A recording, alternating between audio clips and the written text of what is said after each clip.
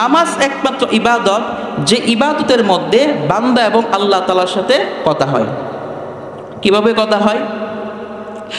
বান্দা যখন বলে আল্লাহ, আল্লাহ তাআলা বলেন মানিল হাম, হে বান্দা তুমি কার প্রশংসা করো?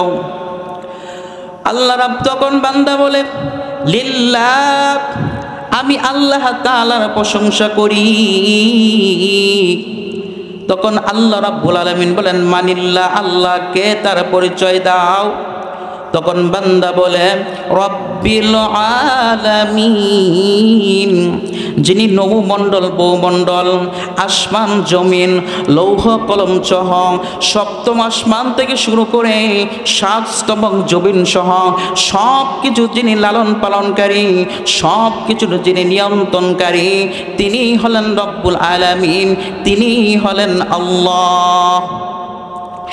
এইবার আল্লাহ বলেন মানে রব্বিল আলামিন, বান্দা রব্বুল আলামিনকে তুমি তার পরিচয় দাও। এইবার বান্দা বলে আর রহমান, যিনি দয়ালু তিনি হলেন রব্বুল আলামিন। এইবার আল্লাহ বলেন মানে রহমান, দয়ালু কে বান্দা তুমি তার পরিচয় দাও। বান্দা বলে আর রহিম, যিনি শুধু দয়ালু না, যিনি অত্যন্ত দয়ালু, তিনি হলেন আর রহমান। আল্লাহ তাআলা হলেন দয়ালু এবং অত্যন্ত দয়ালু। কেমন? দুইটা উদাহরণ দিলে বুঝতে পারবেন। মনে করেন আপনি একটা কোম্পানিতে চাকরি নিয়েছেন, চাকরি নেওয়ার পর মালিক আপনাকে 8 ঘন্টা ডিউটি দিয়েছে। আপনি যদি প্রত্যেক দিন 8 ঘন্টা ডিউটি যদি যথার্থভাবে পালন করেন, মাস শেষে মালিক আপনাকে বেতন দেবে। যদি 8 ঘন্টা ডিউটি যদি আপনি পালন না করেন, মাস শেষে আপনাকে মালিক বেতন দিবে না। কিন্তু আল্লাহ রাব্বুল আলামিন আপনি আমাকে প্রত্যেক দিন ডিউটি হিসাবে 5 ওয়াক্ত নামাজ দিয়েছেন, কিন্তু আমি আপনি 5 ওয়াক্ত নামাজ আদায় করি না।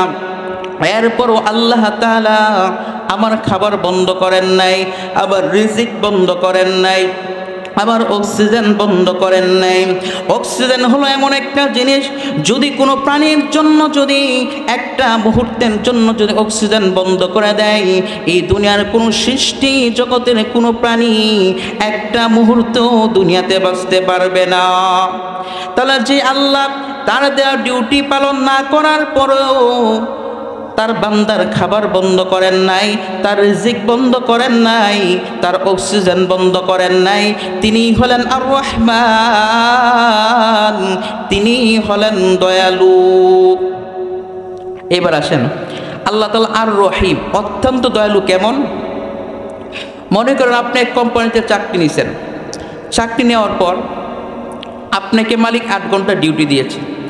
আপনি যদি 8 ঘন্টা ডিউটি পালন না করেন, বরং মালিকের সাথে বেয়াদবি করেন, তার নাফরমানি করেন, কোম্পানিতে ঝগড়া করেন, ফাসাদ করেন, তাহলে কি করবে? মাস শেষে আপনাকে বেতন তো দেবেন না, বরং গাড় ধাক্কা দিয়ে কোম্পানি থেকে বের করে দিবে। কিন্তু আল্লাহ তাআলা কত দয়ালু। আল্লাহ তাআলা দেওয়া ডিউটি 5 ওয়াক্ত নামাজ অনেকেই তো আদায় করি না, বরং দুনিয়াতে আল্লাহ তাআলা নাফরমানি করি। অনেক নাস্তিকরা রয়েছে বলে দেয়ার ইজ নো গড, আল্লাহ বলতে কিছু নাই। অনেক বিধর্মী খ্রিস্টানরা রয়েছে যারা আল্লাহ তাআলার সাথে শরীক সাব্যস্ত করে বিভিন্ন মূর্তির পূজা করে, অর্থাৎ আল্লাহ তাআলাকে মানে না। আবার অনেকের আছে আল্লাহ রাসূল সাল্লাল্লাহু আলাইহি সাল্লামকে গালি পর্যন্ত দেয়। এরপরও আল্লাহ তাআলা কত দয়ালু, তার দেওয়া ডিউটি পালন না করো, তাকে তার নাফরমানি করার পরও বান্দার খাবার বন্ধ করেন নাই, তার রিজিক বন্ধ করেন নাই, তিনিই হলেন আর রহিম, তিনিই হলেন অত্যন্ত দয়ালু। এইবার আল্লাহ তাআলা বলেন মানির রহিম, হে বান্দা অত্যন্ত দয়ালুকে তুমি তার পরিচয় দাও। তখন বান্দা বলে মালিকি ইয়াউমিদ্দিন, যিনি কিয়ামত দিবসের মালিক তিনি হলেন আর রহিম।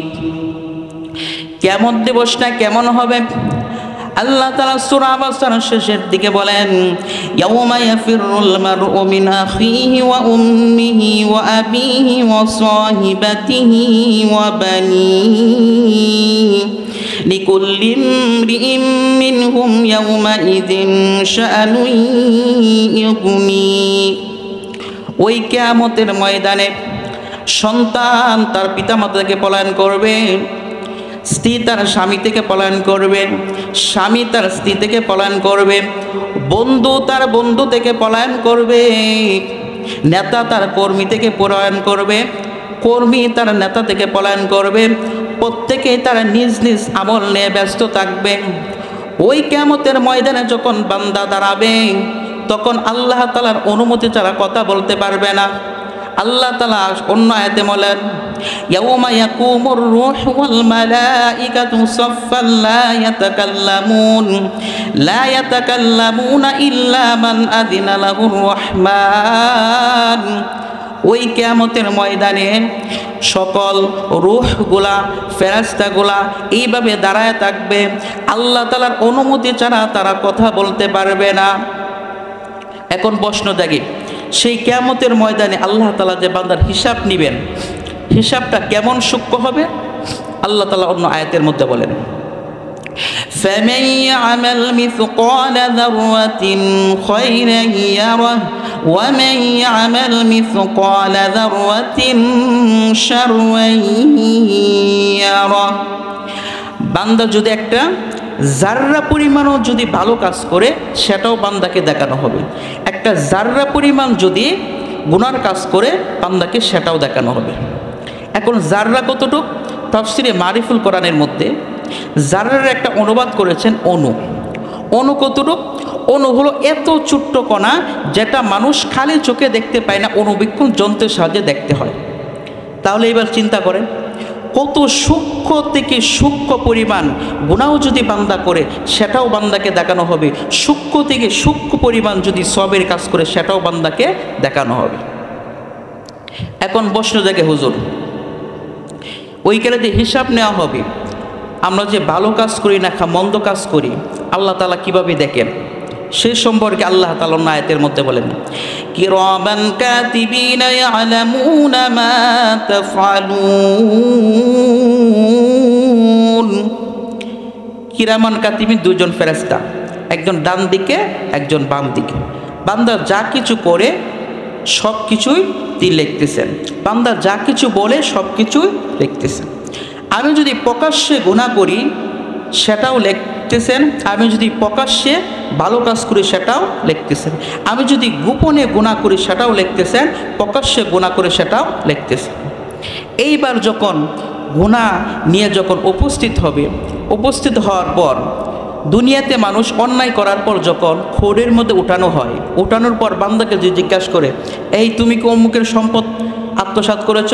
বান্দা না করে। যদি বলো এই তুমি অমুকের টাকা আত্মসাৎ করেছ, না করবে। কারণ বর্তমান মানুষের ঈমান এরকম নষ্ট হয়েছে, টাকায় সাক্ষী পাওয়া যায়। আপনি ঢাকা সহ বিভিন্ন জন কোর্টের মধ্যে যাবেন, দেখবেন পাশে অনেক লোক আছে, প্রায় 100-150 লোক। ওদের কাজ হলো শুধু সাক্ষী দেওয়া। মার্ডার কেসের আসামি, ঠিক আছে 2000 টাকা দিলে আমি সাক্ষী দিয়ে দেবো। চুরির আসামি, ঠিক আছে 500 টাকা দিলে সাক্ষী দিয়ে দেবো। তো কিয়ামতের ময়দানে যখন বান্দাকে যখন জিজ্ঞাসা করবে, এই বান্দা তুমি জবান দ্বারা মিথ্যা কথা বলেছিলে, অমুকের হক নষ্ট করেছিলে, তখন বান্দা যদি মিথ্যা কথা বলে, এজন্য আল্লাহ তাআলা বান্দার হিসাবটা কিভাবে নেবেন সে সম্পর্কে আল্লাহ তাআলা সূরা ইয়াসিনের মধ্যে বলেন, আল ইয়াউমা নাখতিমু আলা আফওয়াহিহিম ওয়া তুকাল্লিমুনা আইদিহিম ওয়া তাশহাদু আরজুলুহুম বিমা কানু ইয়াকসিবুন। ওই দিন বান্দার মুখের মধ্যে মোহর মেরে দেওয়া হবে, মুখ দ্বারা বান্দা কোনো কথা বলতে পারবে না। ওয়া তুকাল্লিমুনা আইদিহিম, তখন বান্দা হাত দ্বারা কথা বলবে, হাত সাক্ষী দিয়ে বলবে, আল্লাহ আমার এই হাতকে ব্যবহার করে অন্যের জমি দখল করেছিলাম, ও আল্লাহ আমার এই হাত ব্যবহার করে মানুষের উপর প্রহার করেছিলাম, ও আল্লাহ আমার এই হাত দ্বারা অন্যায়ের পক্ষে লেখালেখি করেছিল। ঠিক তেমনিভাবে বান্দারা পাগুলা এইভাবে সাক্ষী দিতে থাকবে। সুতরাং সেই কঠিন কিয়ামতের ময়দানের যিনি মালিক, সেই কিয়ামতের ময়দানের যিনি নিয়ন্ত্রণকারী, তিনিই হলেন রব্বুল আলামিন, তিনিই হলেন আল্লাহ, তিনিই হলেন মালিক ইয়াউমিদ্দিন। الدين। তাহলে এই পর্যন্ত আল্লাহ এবং তার বান্দার মাঝে কথোপকথন হয়।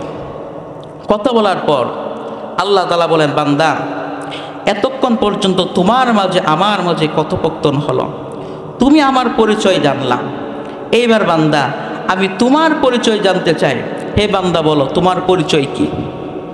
তখন বান্দা বলে, হে আল্লাহ আমার পরিচয় হলো ইয়্যাকা না'বুদু ওয়া ইয়্যাকা নাস্তাঈন। হে আল্লাহ আমার পরিচয় হলো একমাত্র আমি তোমারই ইবাদত করি, একমাত্র তোমারই কাজে সাহায্য চাই। তাহলে আমরা প্রত্যেকদিন নামাজের মধ্যে বলি ইয়্যাকা না'বুদু, হে আল্লাহ একমাত্র তোমার ইবাদত করি, হে আল্লাহ একমাত্র এই কপালটা তোমার সামনে ঝুঁকাই, হে আল্লাহ কোনো ক্ষমতার সামনে আমি মাথা ঝুঁকাই না, কোনো অর্থের সামনে আমি মাথা ঝুঁকাই না, কোনো মানুষের সম্মানে মাথা আমি ঝুঁকাই না, কোনো কবরের সামনে আমি মাথা ঝুঁকাই না, কোনো পীরের সামনে মাথা ঝুঁকাই না। ও আল্লাহ একমাত্র আমার এই মাথা অবনত করি তোমার সামনে, একমাত্র আমি সাজদা করি তোমার সামনে। তাহলে আমাদের একমাত্র ইবাদত করতে হবে কার? আল্লাহ। যে ব্যক্তি আল্লাহ হয় সে দুনিয়াতে কারো মুজাদ্দিদে মিল্লাত আলফিস সানি রহমাতুল্লাহি আলাইহি। তো মুজাদ্দিদে আলফিস সানি রহমাতুল্লাহ আলাইহি ছিলেন ভারতের মধ্যে একজন প্রখ্যাত আলেম। ওই সময় বাদশাহ ছিলেন সম্রাট আকবর। তো সম্রাট আকবর একটা নতুন ধর্ম আবিষ্কার করল, যেই ধর্মটা হিন্দু এবং মুসলিমের সংমিশ্রণে ধর্ম, অর্থাৎ তিনি নতুন একটা ধর্ম আবিষ্কার করেছেন। কিন্তু ইন্নাদ-দীনা ইনদাল্লাহিল ইসলাম, মুসলমানদের জন্য তো ইসলাম ছাড়া আর কোনো ধর্ম গ্রহণযোগ্য নয়। তো ওই সময় অনেক আলেম অর্থের লোভে পড়ে সম্রাট আকবরের পক্ষে কথা বলেছিল, কিন্তু মুজাদ্দিদ আলফিস সানি রহমাতুল্লাহ আলাইহি তিনি একা ঢাল হিসেবে দাঁড়িয়েছিলেন, না সম্রাট আকবর এই ধর্ম গ্রহণযোগ্য হবে না। তো সম্রাট আকবর একবার তার দরবারে মুজাদ্দিদ আলফিস সানি রহমাতুল্লাহ আলাইহিকে ডাকলেন। তো ওই সময় একটা নিয়ম ছিল, বাদশার দরবারে যদি প্রবেশ করতে হতো তাহলে মাথা ঝুঁকে আগে কুর্নিশ করে বাদশার দরবারে প্রবেশ করতে হতো।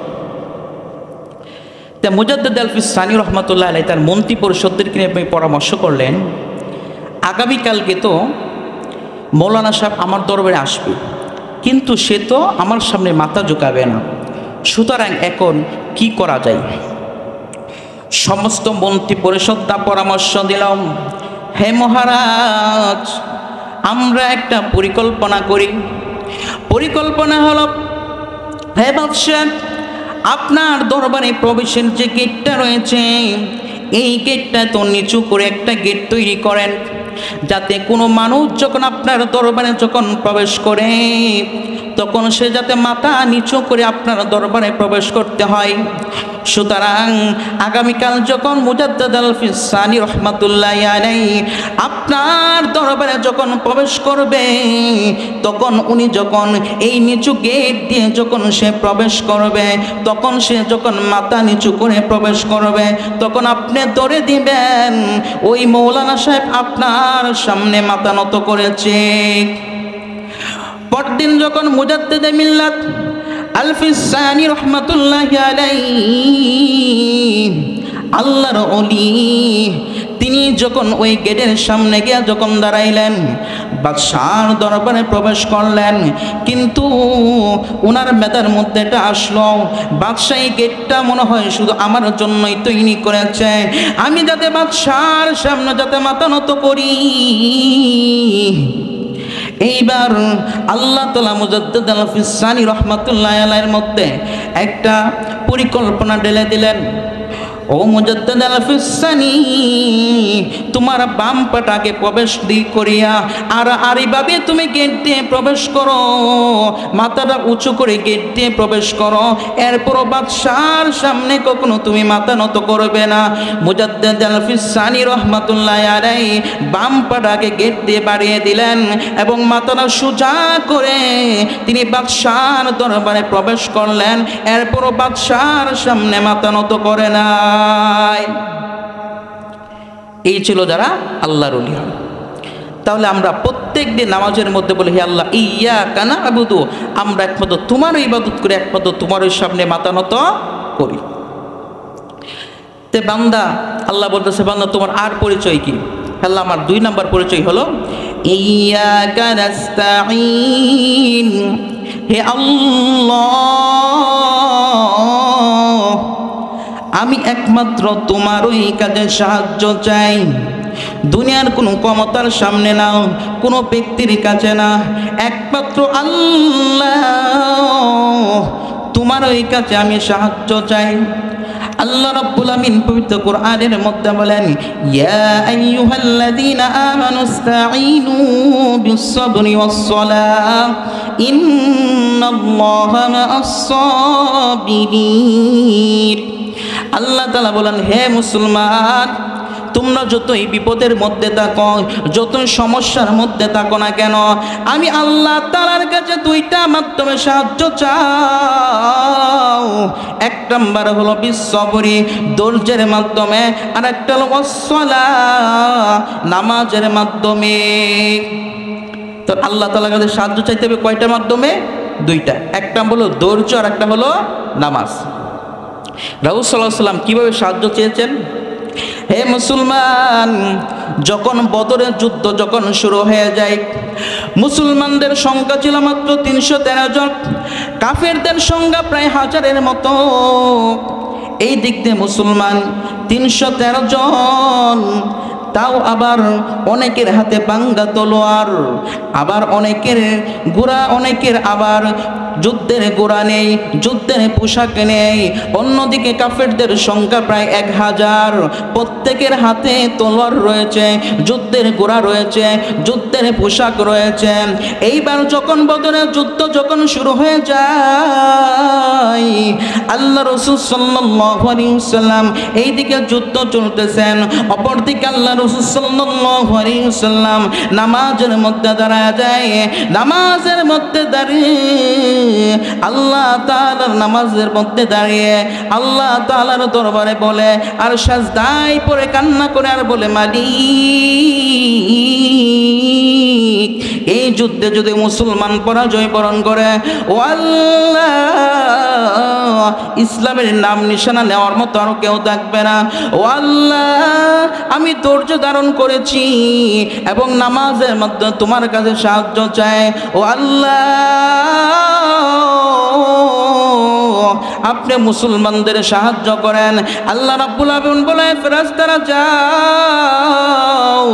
আসমান থেকে ফেরেশতারা আসলো, ফেরেশতারা এসে মুসলমানদের পক্ষ হয়ে কাফেরদের বিপক্ষে যুদ্ধ করলো। এই যুদ্ধে মুসলমানরা বিজয় লাভ করলো। বলেন সাহায্য কার? সাহায্য চাইতে হবে কার কাছে? হে মুসলমান, যে আল্লাহ নমরুদের আগুন থেকে মুক্তির জন্য হযরত ইব্রাহিম আলাইহিস সালাতু ওয়াস সালামকে সাহায্য করেছিলেন, যে আল্লাহ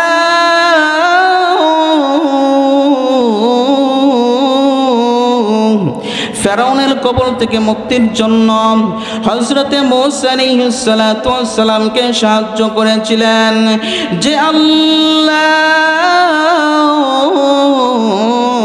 মাছের পেট থেকে মুক্তির জন্য হযরত ইউনূস আলাইহিস সালাতু ওয়াস সালামকে সাহায্য করেছিলেন, যে আল্লাহ জুলাইকার ষড়যন্ত্র থেকে মুক্তির জন্য হযরত ইউসুফ আলাইহিস সালাতু ওয়াস সালামকে সাহায্য করেছিলেন, যে আল্লাহ হযরত ঈসা আলাইহিস সালাতু ওয়াস সালামকে সাহায্য করেছিলেন, যে আল্লাহ বদরের প্রান্তরে মুসলমানদেরকে সাহায্য করেছিলেন, যে আল্লাহ ভারত উপমহাদেশের মধ্যে যখন শাহজালাল ইয়ামিনী রহমাতুল্লাহ আলাইহি যখন ইসলামের দাওয়াত দিয়ে আসলেন, তখন রাজা গোরগোবিন্দের ষড়যন্ত্র থেকে মুক্তির জন্য শাহজালাল ইয়ামিনী রহমাতুল্লাহ আলাইহিকে সাহায্য করেছিলেন। সে আল্লাহ কিন্তু এখনো আছে। যদি ওই আল্লাহর মতো চাওয়ার মতো চাইতে পারো রে মুসলমান, আমার আল্লাহ এখনো বান্দাকে সাহায্য করবেন। হে মুসলমান, আমাদের এক উস্তাদ বলেছিলেন আল্লাহ তাআলার পরিচয় হলো ট্রিপল টু। কিভাবে? কোনো মানুষ যদি সমস্যার মধ্যে সম্মুখীন হয়, কোনো মানুষ যদি বিপদের মধ্যে পড়ে, কোনো মানুষ যদি মামলা মোকদ্দমার মধ্যে থাকে, একটা মানুষ যতই সমস্যার মধ্যে থাকুক, ওই বান্দা যদি রাত্রে 2টার সময় উঠিয়া 2 রাকাত নামাজ পড়িয়া যদি 2 ফোঁটা চোখের পানি ফেলাইয়া আল্লাহর দরবারে যদি কান্না করতে পারে, আল্লাহ তাআলার দরবারে যদি সাহায্য চাইতে পারে, আমার আল্লাহ অবশ্যই অবশ্যই বান্দাকে সাহায্য করবেন। হে মুসলমান, দুনিয়াতে কোনো বান্দা চেষ্টা করতে করতে যেখানে ব্যর্থ, তার চেষ্টা যেখানে শেষ, সেখান থেকে আল্লাহ তাআলার সাহায্য শুরু। দুনিয়াতে বান্দা অসুস্থ হয়েছে, ঢাকা নিয়েছে, তার চিকিৎসা শেষ, মাদ্রাজ নিয়ে তার চিকিৎসা শেষ, এইবার সিঙ্গাপুর নিয়েছে, তার চিকিৎসা শেষ। বান্দার চিকিৎসা করতে করতে যেখানে শেষ, ডাক্তাররা চেষ্টা করতে করতে যেখানে ডাক্তাররার চেষ্টা শেষ, সেখান থেকে আল্লাহ তাআলার রহমতের চিকিৎসা শুরু। এজন্য যে কোনো বিপদের মধ্যে সাহায্য চাইতে হবে কার কাছে? আল্লাহ তাআলার কাছে। আল্লাহ তাআলা এখনো আছেন। আমরা যদি চাওয়ার মতো চাইতে পারি, অবশ্যই আমার আল্লাহ তাআলা অবশ্যই এখনো কি করবেন? আমাদেরকে সাহায্য করবেন। একটা ঘটনা বলি। বাদশাহ হারুন আর রশিদ ভারত উপমহাদেশের মধ্যে একজন বাদশাহ ছিলেন। একদিন এক ভিখারী বাদশাহ হারুন আর রশিদের দরবারে গিয়ে উপস্থিত ভিক্ষা চাওয়ার জন্য। এইবার যায় ভিখারী দরজার মধ্যে 3বার নক করলো, কিন্তু কোনো আওয়াজ আসে না। এইবার দরজাতে ডাক দেয়, কোনো আওয়াজ আসে না। এইবার ভিখারী চিন্তা করলো কি ব্যাপার, 3বার তালাশ করলাম, কোনো আওয়াজ আসে না। এইবার ভিখারী জানালার দিকে তাকায় দেখে বাদশাহ হারুন আর রশিদ 2 হাত তুলিয়া কার কাছে যেন চাইতেছে। তখন ভিখারীর মনের মধ্যে অনুশোচনা জাগলো, হায়রে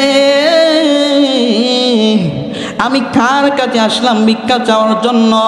কার কাছে আসলাম চাওয়ার জন্য? যার কাছে আমি আসলাম চাওয়ার জন্য,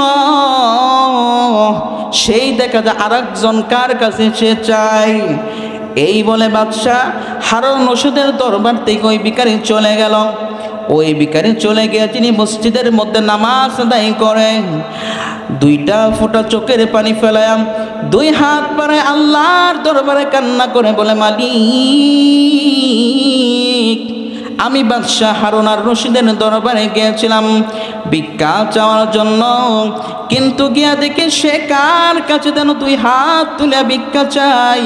ও আল্লাহ, ওই বাদশাহ হারুন রশিদকে যদি তুমি দেশের বাদশাহ বানাইতে পারো রে মালিক, তুমি আমাকে কি জন্য ভিখারি বানিয়েছো আল্লাহ?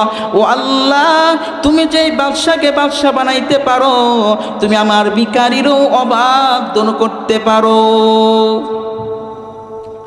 এই জন্য আমাদের যে কোনো সমস্যার সম্মুখীন হয়ে চাইতে হবে কার কাছে? আল্লাহ তাআলার কাছে। আল্লাহ তাআলা কোরআনের মধ্যে সেটাই বলেছেন, ইয়্যাকা না'বুদু ওয়া ইয়্যাকা নাস্তাইন। হে আল্লাহ, আমরা একমাত্র তোমার ওই কাজে সাহায্য চাই, দুনিয়াতে আমরা কার কাছে সাহায্য চাই না। এইবার যখন বান্দা এবং আল্লাহ তাআলার সাথে কথোপকথন হওয়ার পর যখন আল্লাহ তাআলা বলল, বান্দা তোমার পরিচয় কি? বান্দা বলেন, আল্লাহ আমার পরিচয় হলো ইয়্যাকা না'বুদু ওয়া ইয়্যাকা নাস্তাইন। আমার পরিচয় হলো আমি তোমারও ইবাদত করি এবং তোমার কাছে সাহায্য চাই।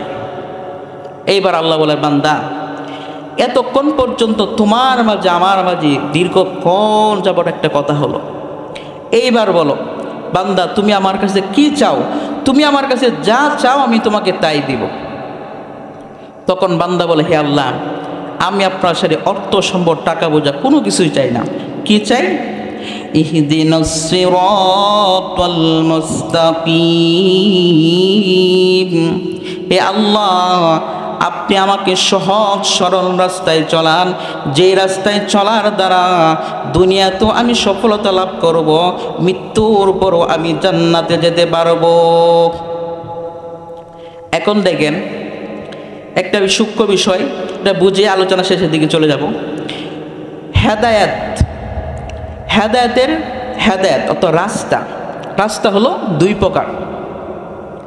দুই প্রকার কি? একটা হলো ইরাদুত তরিক, রাস্তা দেখায় দেওয়া, আর একটা ইসাল ইলাল মাতলুব, গন্তব্যে পৌঁছায় দেওয়া। মনে করেন আপনাকে একজন বলল, ভাই আমি নান্দাইল বাস স্ট্যান্ড যাব। তখন একজন দেখায় দিল এইখানতে গিয়ে এই রাস্তায় উঠতে হবে, রাস্তায় উঠে এরপর অটো বা সিএনজি দিয়ে আপনি সোজা চলে যাবেন বাস স্ট্যান্ড। উনি কী করলো? আপনাকে রাস্তা দেখায় দিল। আর একটা ইসাল ইলাল মাতলুব, গন্তব্যে পৌঁছায় দেওয়া। বলল ভাই আমি বাস স্ট্যান্ড যাব, তখন উনি আপনাকে সরাসরি নিয়ে বাস স্ট্যান্ড পৌঁছায় দিল। তাহলে দুইটা হেদায়েতের রাস্তা, একটা হলো গন্তব্যে পৌঁছায় দেওয়া, আর একটা হলো রাস্তা দেখায় দেওয়া। তাহলে গন্তব্যে পৌঁছায় দেওয়া এটার স্বয়ং ক্ষমতা একমাত্র আল্লাহ তাআলার। আমাদের গন্তব্য কি হয়? জান্নাত না হয় জাহান্নাম। আমরা তো সবাই চাই আল্লাহ তাআলা আমাদেরকে কি দেখ? জান্নাতে প্রবেশ করা। তাহলে আমাদের গন্তব্য হলো জান্নাত। তাহলে সরাসরি বান্দাকে একমাত্র জান্নাতে পৌঁছায় দেওয়ার দায়িত্ব হলো আল্লাহ তাআলা। আর জান্নাত জাহান্নামের রাস্তা দেখায় দেওয়ার দায়িত্ব হলো আল্লাহ রাসূল সাল্লাল্লাহু আলাইহি ওয়াসাল্লাম। অর্থাৎ রাসূল সাল্লাল্লাহু আলাইহি ওয়াসাল্লাম কোরআন অনুযায়ী অর্থাৎ আমাদেরকে দেখায় দিয়ে গেছেন যে এইটা হলো জান্নাতের রাস্তা, এটা হলো জাহান্নামের রাস্তা। অর্থাৎ জান্নাতে যাওয়ার রাস্তা দেখায় দেওয়ার দায়িত্ব হলো রাসূল সাল্লাল্লাহু আলাইহি ওয়াসাল্লাম, আর সরাসরি জান্নাতে পৌঁছায় দেওয়ার দায়িত্ব হলো একমাত্র আল্লাহ তাআলা। এই কথার এই জন্যই বললাম, বর্তমান সমাজে বিভিন্ন মানুষের আকীদা, অনেক মানুষ অনেক পীরের কাছে মুরিদ হয়, বলে যে আমার কাছে মুরিদ হলে নামাজ রোজা কোনো কিছুই লাগবে না, আমি সরাসরি তোমাদেরকে জান্নাতে নিয়ে যাব। এটা যদি বলে তাহলে কারো ঈমান থাকবে না। দেখেন রাসূল সাল্লাল্লাহু আলাইহি ওয়াসাল্লাম দায়িত্ব হলো জান্নাতের রাস্তা দেখায় দেওয়া। তা রাসূলের ওয়ারিস হলো ইন্নাল উলামা ওয়ারাসাতুল আম্বিয়া, উলামায়ে কেরাম হলো কি নবীর ওয়ারিস। ঠিক তেমনি উলামায়ে কেরামের দায়িত্ব হলো কুরআন এবং হাদিস অনুযায়ী বান্দাকে দেখায় দেওয়া। এটা হলো জান্নাতের রাস্তা, এটা হলো জাহান্নামের রাস্তা। এখন আপনি যদি কুরআন এবং হাদিস অনুযায়ী উলামায়ে কেরাম আপনাকে যে নিদর্শন দেয় সেটা যদি মানেন তাহলে আপনি জান্নাতে যাবেন, আর যদি না মানেন তাহলে জাহান্নামে যাবেন। আর সরাসরি অর্থাৎ কোনো উসিল্লা ছাড়াই, অর্থাৎ কোনো উসিল্লা তার মাধ্যমে সরাসরি একমাত্র জান্নাতে পৌঁছায় দেওয়ার দায়িত্ব হলো আল্লাহ তাআলা। একমাত্র বান্দাকে সরাসরি জান্নাতে পৌঁছায় দিতে পারে সব আল্লাহ তাআলার এই ক্ষমতা। কথাটা এই জন্য বললাম, বর্তমান মানুষের আকীদাগুলো অনেক নষ্ট হচ্ছে, কারণ বিভিন্ন মানুষের বিভিন্ন বন্ড পীরের কাছে মানুষ মুরিদ হওয়ার পর তারা এই আকীদাগুলো মানুষকে বলে যে আমার কাছে যদি আসো তার নামাজ রোজা করার কোনো প্রয়োজন নেই। কারণ হক্কানি উলামায়ে কেরাম, হক্কানি যারা আল্লাহর ওলি, তাদের দায়িত্ব কি? মানুষকে দেখায় দেওয়া যে বা এই রাস্তায় যদি চলো তাহলে জান্নাতে যাইবা, এই রাস্তায় চললে জাহান্নামে যাইবা। যদি আমরা তাদের কথা অনুযায়ী আমল করি তাহলে জান্নাতে যাইতে পারবো, না আমল করলে হয়তো আমরা জাহান্নামে যাব। জাস্ট শুধু আমাদের উলামায়ে কেরামের দায়িত্ব হলো বাল্লিগু আন্নি ওয়ালাউ আয়া, অর্থাৎ রাসূল সাল্লাল্লাহু আলাইহি ওয়াসাল্লাম বলেছেন হয়তো একটা বাণী হলো, একটা নিদর্শন হলো মানুষকে পৌঁছায় দেওয়া।